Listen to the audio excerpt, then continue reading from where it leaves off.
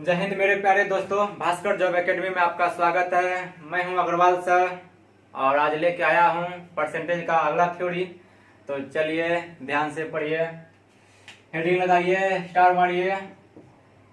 और आज का थ्योरी है कि किसी भी परसेंटेज को तोड़ेंगे फ्रैक्शन में तो उस फ्रैक्शन का अंश क्या दर्शाएगा और हर क्या दर्शाएगा, इसका जानकारी लेते हैं। तो चलिए 5% है, इनका फ्रैक्शन बनाइए तो आपको आएगा 1/20। ये अंश में जो संख्या होगा वो आपका परसेंटेज रिजल्ट होगा।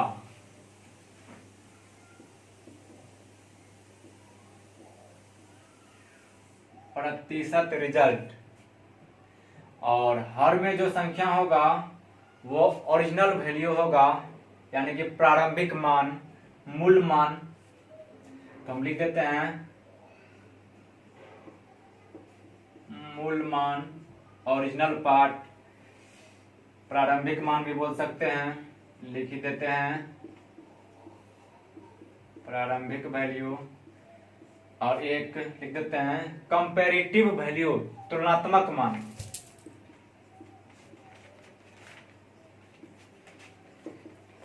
तुलनात्मक मान, कंपैरेटिव वैल्यू।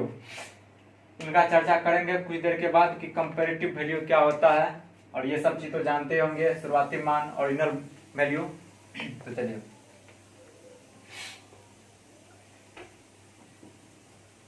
मतलब ये हुआ कि अगर परसेंटेज वाला सवाल हो या फ्रैक्शन वाला सवाल हो और वहां पर आपको संपूर्ण संख्या, मूल मान कुछ मानना हो या प्रारंभिक वैल्यू और मानना हो, तो आप करेंगे क्या कि हर में जो संख्या आएगा उसी को आप प्रारंभिक मान मान लीजिएगा। माना कि प्रारंभिक वैल्यू ये है। अगर एक से ज्यादा भिन्न आता है तो सभी भिन्नों के हर का एलसीएम ले लेंगे और वहां पे हम ये मान लेंगे कि प्रारंभिक वैल्यू ये है।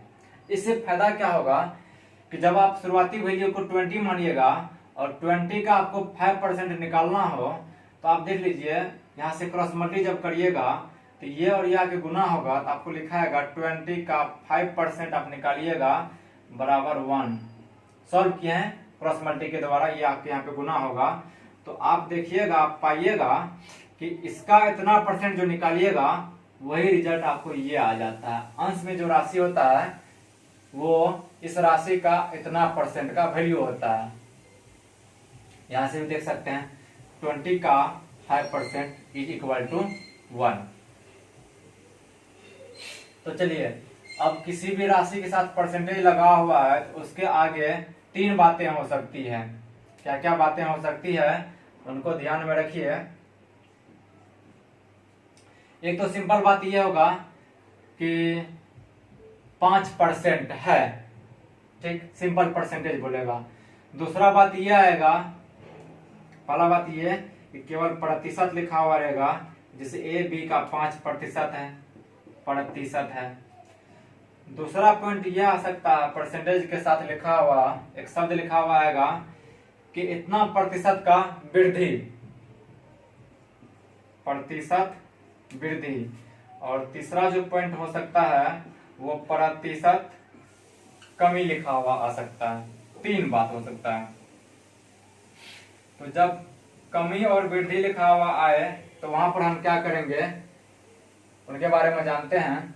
अच्छा, वृद्धि 2-3 शब्दों से परिभाषित होता है, और भी शब्द का अर्थ वृद्धि के सेंस में आता है। वृद्धि का सेंस किन किन शब्दों से होता है, एक वृद्धि से भी, और जहां कहीं भी लाभ शब्द का चर्चा हो तो लाभ का मतलब ही होता है वृद्धि ही होना। और एक ब्याज का जब बात हो जाए तो ब्याज का मतलब भी है वृद्धि करना ही। ये तीनों शब्द अगर रहे कहीं भी सवाल में तो वहां पर हम वृद्धि समझेंगे, और इनके लिए हम लोग संकेत में प्लस चिन्ह का यूज करेंगे। राशि के साथ अगर प्लस चिन्ह लगा देंगे तो आपको समझ में आ जाना चाहिए कि वृद्धि का सेंस हो रहा है। कमी का सेंस किन किन शब्द से होता है, तो कमी से, ह्रास से, छूट या बट्टा कह दीजिए, छूट से, इन सब चीज से कमी का सेंस होता है। और अगर कमी का सेंस हो तो वहां पे हम माइनस चिन्ह का यूज करेंगे।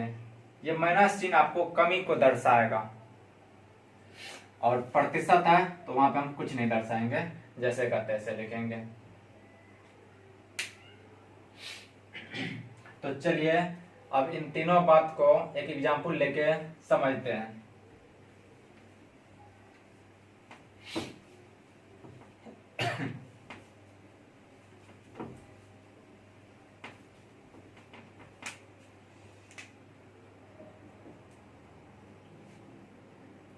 पहला थ्योरी को समझते हैं।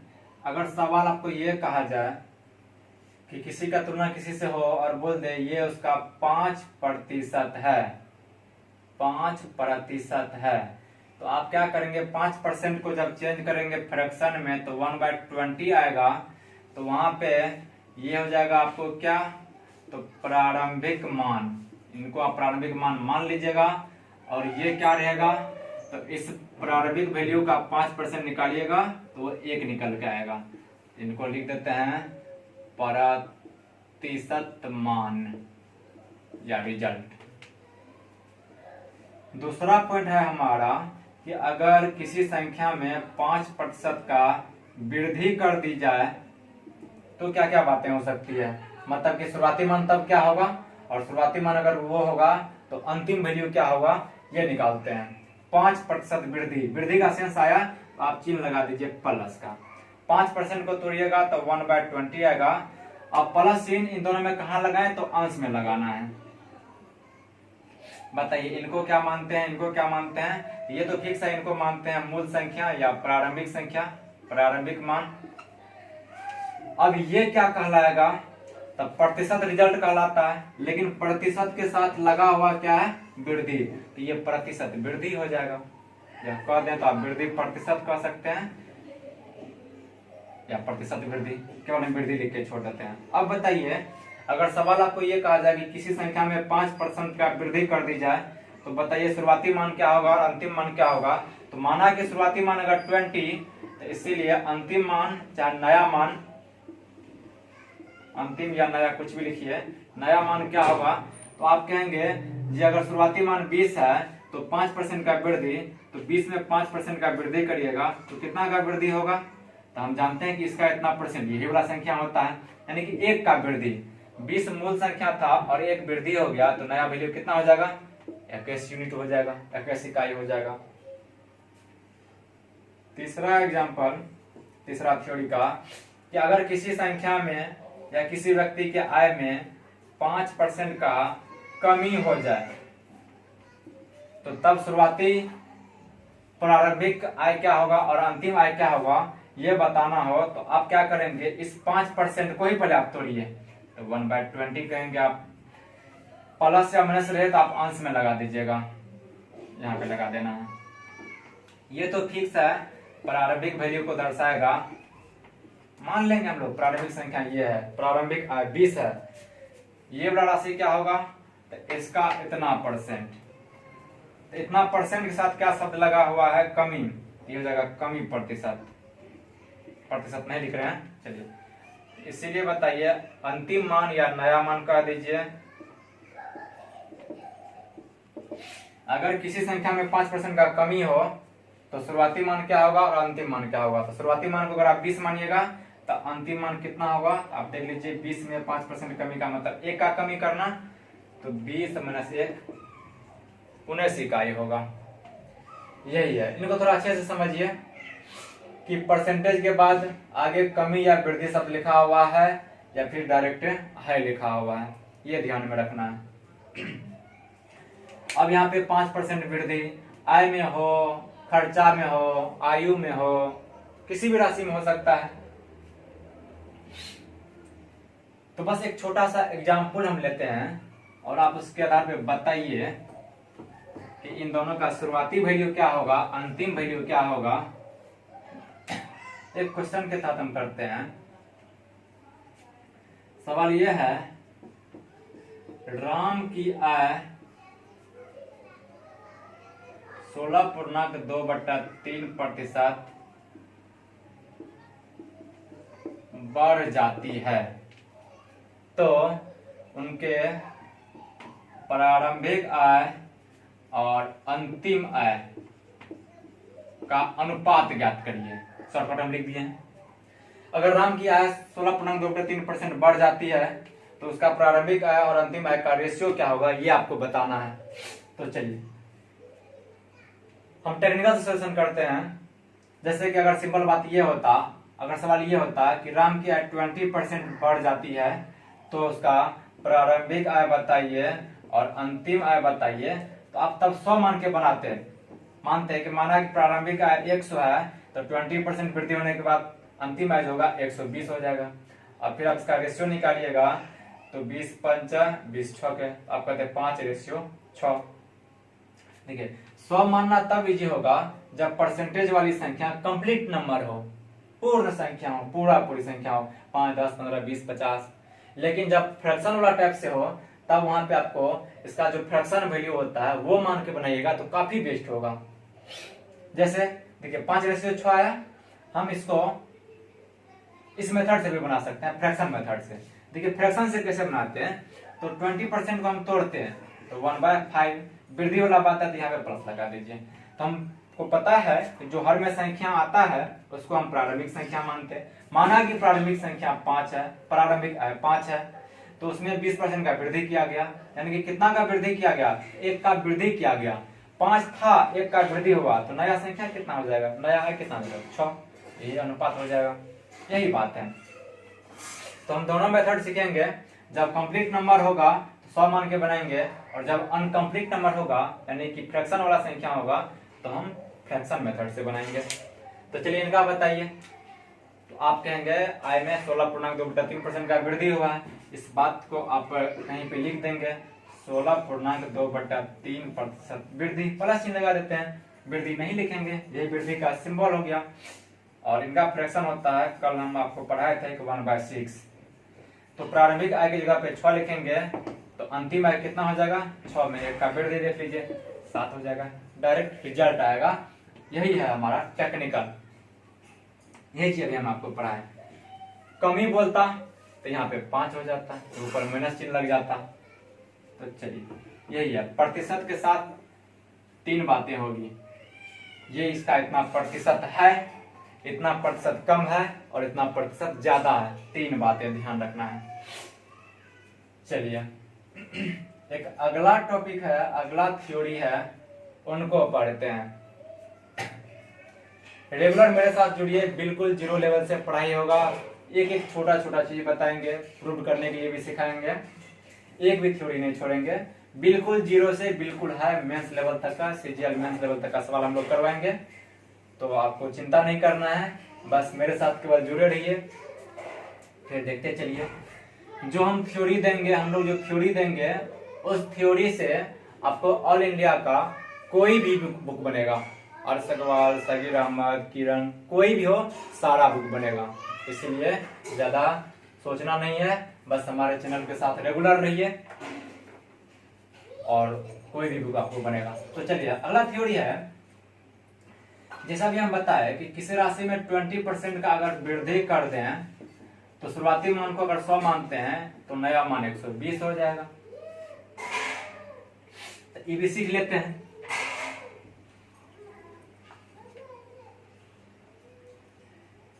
X% वृद्धि का, W का मतलब होल, V का मतलब वैल्यू, होल वैल्यू, होल का मतलब क्या, संपूर्ण मान, टोटल, फाइनल, अंतिम, लास्ट मान आप बोल सकते हैं। कि अगर किसी संख्या में X% का वृद्धि कर दिया जाए तो अब वह संख्या कितना हो जाएगा, तो वो 100 प्लस X% हो जाएगा। दूसरा बात है कि अगर किसी संख्या में X% का कमी कर दी जाए तो उसका अंतिम मान, लास्ट वैल्यू या होल वैल्यू क्या बचेगा, तो वो 100 माइनस X% बचता है। क्योंकि परसेंट में टोटल 100 होता है। जैसे किसी संख्या का शुरुआती मान अगर 100 है और 20% कम कर दिया जाए तो 100 का 20% 20 होता है, तो वह 80 बचेगा। वही बात है, वृद्धि होगा तो 100 में जुटेगा, कमी होगा तो 100 में से घटेगा, वही उसका लास्ट वैल्यू कहलाएगा, या उसको होल वैल्यू भी कहते हैं। एग्जाम्पल आप ले सकते हैं 20% वृद्धि का whole value 100 plus 20 is equal to 120%। अब इनको आप अगर शॉर्ट आउट करिएगा बट्टे में 100 होगा तो 6/5 आ जाएगा। यही है, कमी का भी बना सकते हैं आप, 80 बच जाता अगर कमी रहता तो। चलिए अभी जो इससे पहले थ्योरी पढ़े और जो ये थ्योरी पढ़े दोनों सेम चीज है। इसमें 100 मान के बनाते हैं और उसको फ्रैक्शन मान के बनाते हैं। तो चलिए जिस टाइप का संख्या होगा उस टाइप से हम सॉल्व करेंगे। कंप्लीट नंबर होगा 100 मान के बनाएंगे, अनकंप्लीट नंबर होगा फ्रैक्शन मान के बनाएंगे। अब हमारा अगला थ्योरी है आधार। एक वर्ड आता है आधार, बेस। बहुत ही इंपॉर्टेंट थ्योरी है ये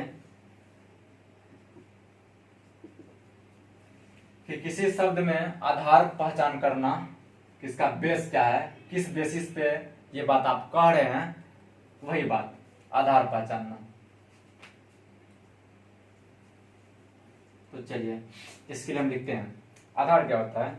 जैसे हम आपको बोल रहे हैं, जैसे मान लीजिए 3 व्यक्ति है ए बी और सी। ए के पास है 50 रुपया, बी के पास है 100 रुपया और सी के पास है मान लीजिए 25 रुपया। तो बताइए अगर यहाँ पे सी नहीं हो, अभी ए और बी हो, तो ए क्या बोलेगा बी से? ए बी से क्या बोलेगा कि मेरे पास तुम्हारे से आधा पैसा है, यही बोलेगा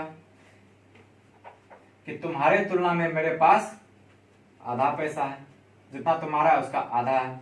आप बताइए ये जो बोल रहा है कि मेरे पास आधा पैसा है, किसके बेसिस पे, किस आधार पर? तो बी के आधार पे बोल रहा है, तो ये ए के लिए भी आधार हो गया बी।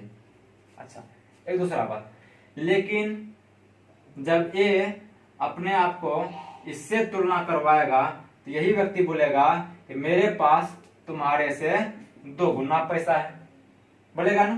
तो बताइए यही ए व्यक्ति इससे तुलना किया, कुछ अलग बात बोला, इसके साथ संबंध जोड़ा तो कुछ अलग बात बोला। तो किस बेसिस पर यह कह रहा है कि मुझे आधा पैसा है?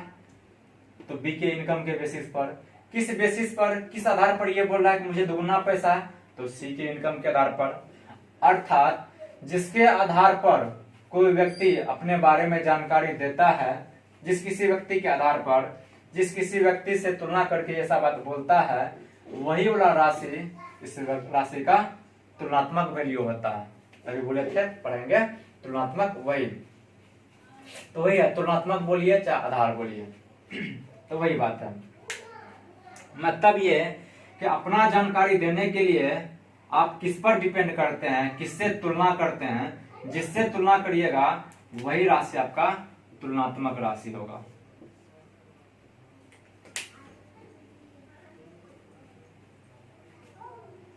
तो चलिए शॉर्टकट में हम लिखते हैं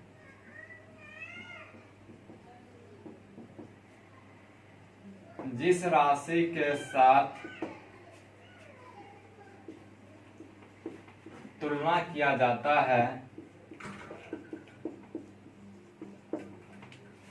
मतलब किसी राशि का लिख देते हैं अच्छा से,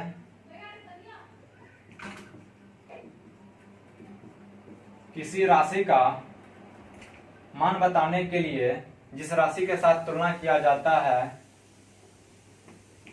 वही राशि पहले राशि का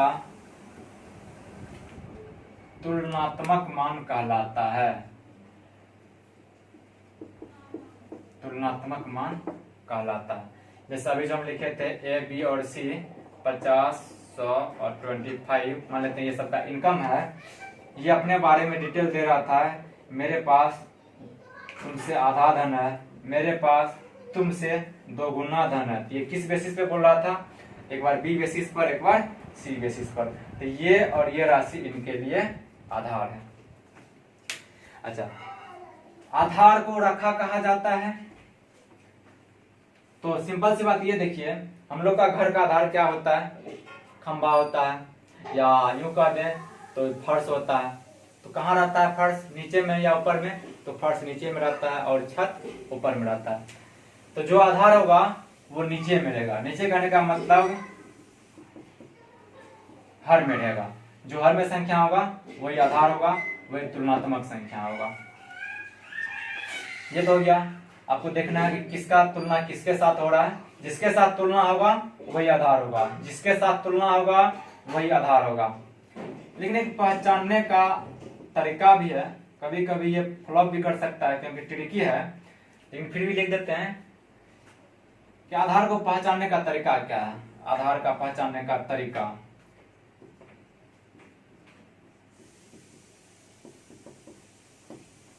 जिस संख्या के साथ या जिस राशि के साथ ये तीन वर्ड में या से या का, इन दोनों में से कोई एक शब्द जुड़ा रहे, लगा रहे, वही राशि आधार कहलाता है। जिस राशि के साथ में या से या का शब्द लगा रहे वही आधार होता है। और आधार नीचे में रहता है तथा जिसके बारे में कहा जाए या पूछा जाए वह अंश में रहता है।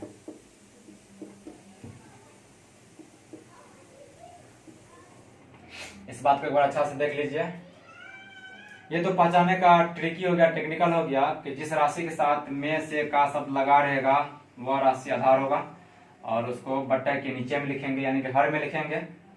और जिसके बारे में सवाल आपको पूछ रहा है ये चीज बताइए, उसको आप अंश में लिखेंगे, ऊपर में लिखेंगे। ये तो बात ठीक है। लेकिन ओरिजिनल जो बात है, ओरिजिनल बात यह है कि आधार होता क्या है? तो किसी राशि का जिस दूसरे राशि से तुलना होता है वही दूसरा वाला राशि इस राशि के लिए आधार होता है। और उसके बाद ये आधार नीचे में रहता है, और जो सवाल आपको पूछेगा उस वैल्यू को आप ऊपर में रखेंगे। चलिए अगला थ्योरी एक और जानते हैं कि कंपैरेटिव वैल्यू जो है, तुलनात्मक मान, कैसे पता चलेगा कि तुलना हो रहा है।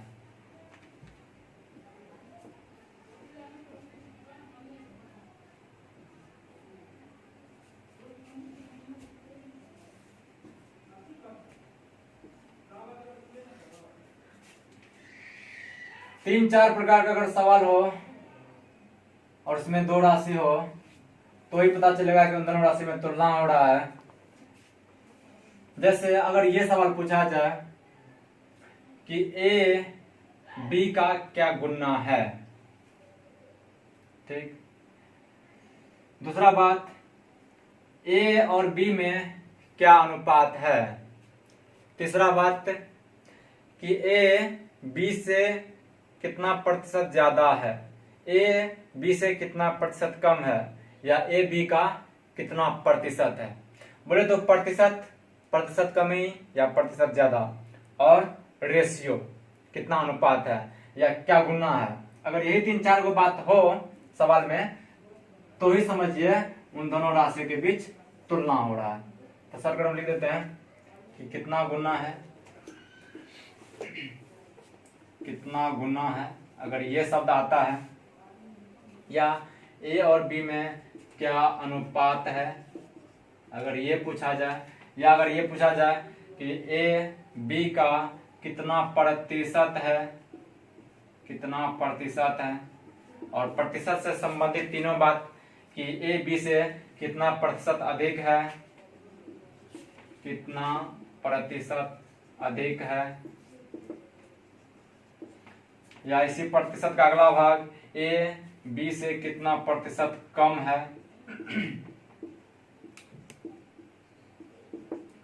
यही चार पांच शब्द अगर यूज होता है दो राशि के बीच में तो ही समझा जाएगा कि दोनों राशि में तुलना हो रहा है।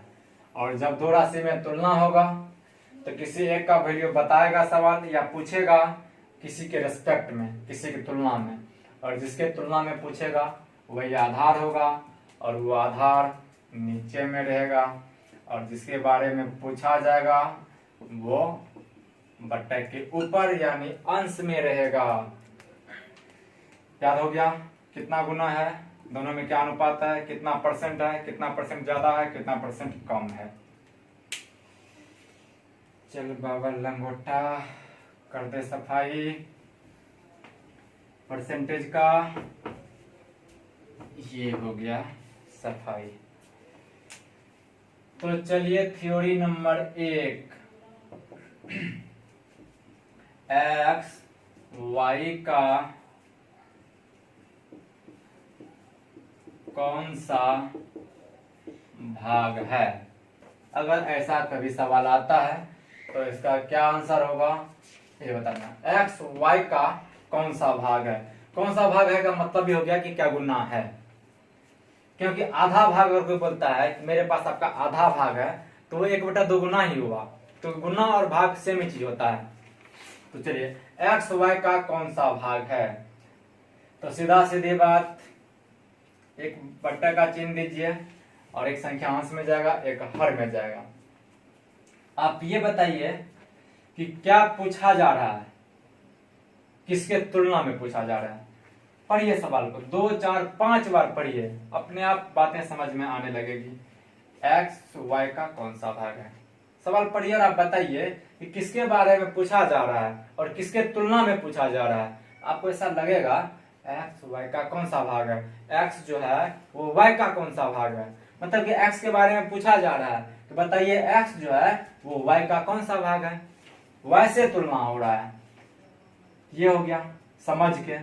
और दूसरा बात पहचानने का तरीका बताए थे कि जिस राशि के साथ में का से लगा हुआ है, देखिए वाई के साथ का लगा हुआ है तो ये वाई आधार हो गया और आधार नीचे में जाएगा, और एक्स के बारे में पूछा गया कौन सा भाग, तो केवल इतना ही, प्रतिशत का शब्द यूज नहीं किया तो चिन्ह नहीं लगेगा।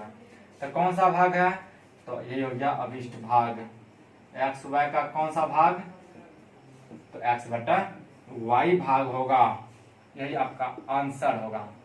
यहाँ पे संख्या के रूप में सवाल दे देगा कि 5 4 का कौन सा भाग है, या आपको कहेगा 8 4 का कौन सा भाग है। अभी बताइए 8 जो है 4 का कौन सा भाग है, 2 गुना है। आप यहाँ सर करके देख लीजिए 8 4 का कौन सा भाग है, 8 के बारे में पूछा जा रहा है 4 के तुलना में, तो बताइए कौन सा भाग है, 2 गुना, 2 मतलब 2 गुना भाग है। आपको पूछेगा 4 8 का कौन सा भाग है, अभी बताइए कि 4 जो 8 का कौन सा भाग है, दिखने से लग रहा है आधा भाग है। आप रूल के आधार पर हल करिए, 4 जो है 8 का कौन सा भाग है, 8 नीचे में, 4 के बारे में पूछा जा रहा है ऊपर में, 4 दूनी 8, 1/2, 1/2 को ही आधा बोलते हैं, आधा भाग है। थ्योरी नंबर 2, रूल नंबर 2,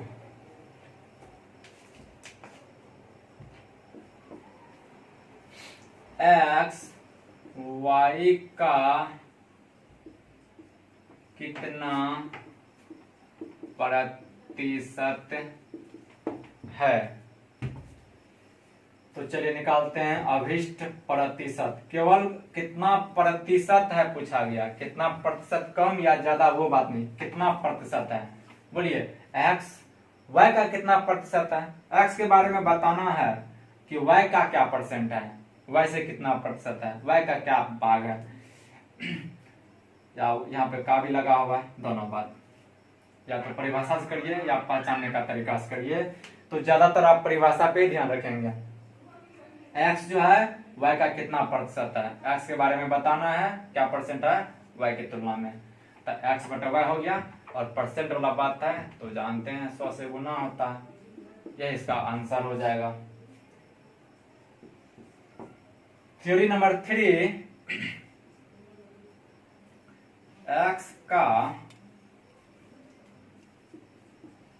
कितना प्रतिशत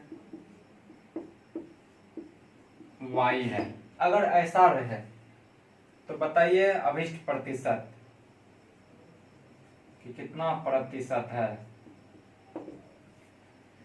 किसके बारे में पूछा जा रहा है, किसके तुलना में, x का कितना प्रतिशत y है। ऐसा लग रहा है ना कि x का क्या परसेंट y है, बताइए। y के बारे में बताना है कि y जो है x का क्या परसेंट है, y के बारे में बताना है। जिसके बारे में बताना है पूछा जा रहा है सवाल, वो अंश में, और जिसके तुलना में वो हर में, और परसेंटेज के लिए गुना 100।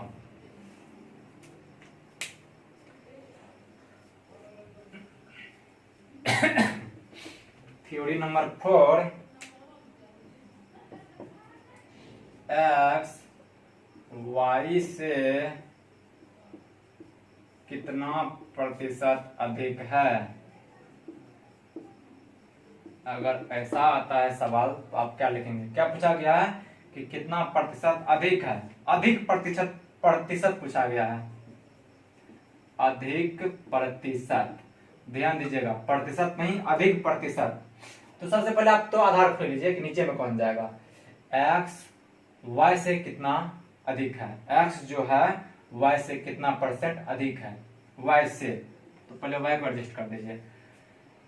पूछा क्या गया है, ये नहीं पूछा गया है कि x y का क्या परसेंट है, x y से कितना अधिक है, अधिक कितना है, पहले आप निकालिए कि x जो है y से कितना अधिक है।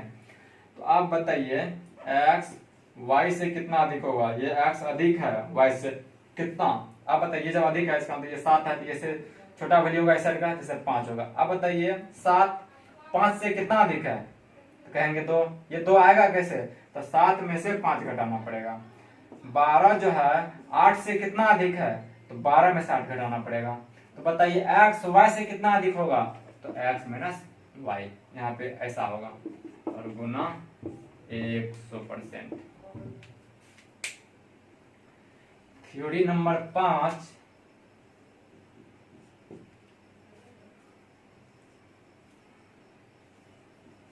x से y कितना प्रतिशत कम है।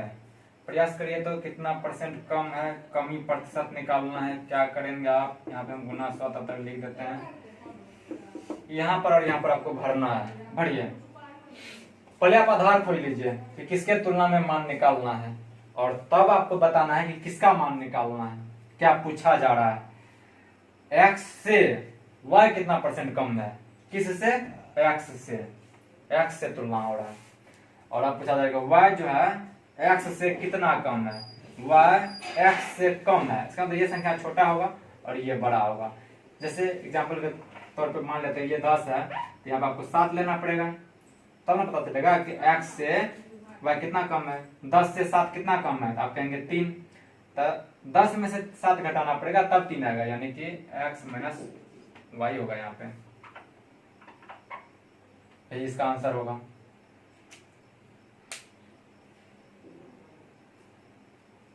अच्छा, यहाँ पर अगर हम ऐसा कर दें एक्स वाई से कितना प्रतिशत कम है, तब आप कैसे बनाएंगे, इनको आप एक बार ट्राई करिए।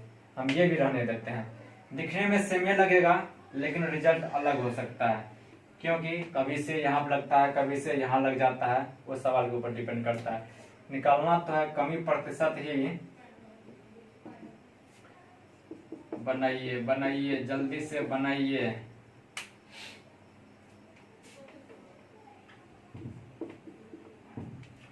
x y से कितना कम है, x के बारे में तो बताना है, y की तुलना में, तो y तो फिक्स हो गया, लेकिन x के बारे में नहीं बताना ये है कि x y से कितना कम है। तो आप निकालिए कि x y से कितना कम है, x जो है y से कितना कम है, x y से कितना कम है, यानी कि x कम है y से, तो ये वाला वैल्यू बड़ा होगा और ये वाला वैल्यू छोटा होगा। ये अगर 15 होगा तो ये मान लीजिए 10 और होगा, कुछ भी हो सकता है, तबे तो x y से कम होगा। तो कितना कम होगा, कहेंगे 5, इनमें से इनको घटाने के बाद 5 आएगा, तो y माइनस एक्स यहाँ पर होगा। यहाँ पर और यहाँ पर ध्यान रखिएगा, दिखने में सेम लग रहा है लेकिन अलग अलग बातें हैं दोनों।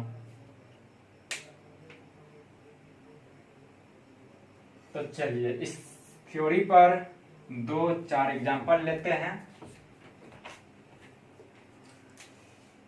क्वेश्चन नंबर 1 है 12 15 का कितना प्रतिशत है, फटाक से बनाइए, अभिष्ट प्रतिशत। 12, 15 का, 15 के बारे में 15 से तुलना हो रहा है 12 का, गुना 100। सॉल्व करिए। 5 से 5 दिया 5, 20, 3 से 3 चौका 12, 20 चौका 80%। 12 जो है 15 का 80% है। अगला सवाल, 12 15 से कितना प्रतिशत कम है। कमी के लिए हम इस सिंबल का यूज कर लेते हैं, कमी प्रतिशत। नीचे मतलब कमी, ऊपर मतलब वृद्धि। 12 15 से कितना कम है, 15 से तुलना करना है, तो 15 तो हर में चल जाएगा आधार के रूप में, और बताना कि 12 जो है 15 से कितना कम है। आप कहेंगे 12 जो है 15 से 3 कम है, और परसेंटेज के लिए गुना 100। 3 50, 5 विषम, 20% कम है। अगर ये रहे 12 से 15 कितना परसेंट अधिक है। अगला सवाल यही पे हम बना देते हैं कि 12 से 15 कितना प्रतिशत अधिक है, ज्यादा है। तब आप क्या करेंगे, अगला सवाल है ये कि 12 से 15 कितना अधिक है, अधिक परसेंट निकालना है। तो आप हल करिए, किसके तुलना में निकालना है और क्या निकालना यह है कि 12 से 15 कितना परसेंट अधिक है, यानी कि 15 के बारे में निकालना है। बताइए 15 कितना अधिक है, कितना से, 12 से। 12 नीचे में चल जाएगा, तो कितना अधिक है, तो 12 से 15 कितना अधिक है, 3 अधिक है। 3 चौका 4 25, 25%। इस टाइप से पॉइंट और वाला भी संख्या हो सकता है कि 0.01, 0.011 और का कितना परसेंट है। इस टाइप से बहुत सारा सवाल हो सकता है।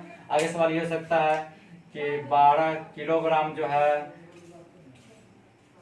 1600 ग्राम का कितना परसेंट है। तो हमें पता है जब दो राशि में तुलना करना हो तो दोनों राशि का यूनिट सेम कर लेंगे। ये ग्राम में है तो इनको भी ग्राम में बना लेंगे और उसके बाद हल कर डालेंगे। यहाँ पे बड़ा यूनिट है, यहाँ पे छोटा यूनिट है, बराबर कर लेंगे, सेम कर लेंगे। या तो इनको केजी बनाएंगे या इनको ग्राम बनाएंगे और उसके बाद वही शॉर्टकट होगा। तो ये सब थोड़ा बहुत आना चाहिए।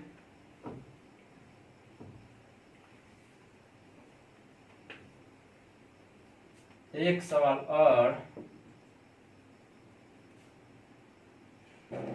7% 5% से कितना प्रतिशत अधिक है।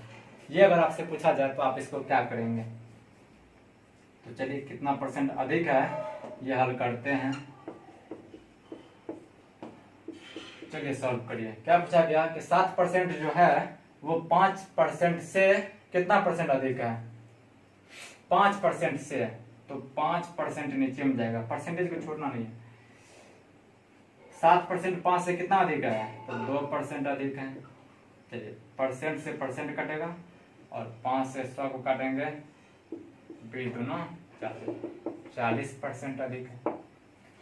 इस टाइप से भिन्न वाला भी सवाल हो सकता है कि 3/5 इतना से कितना परसेंट अधिक है।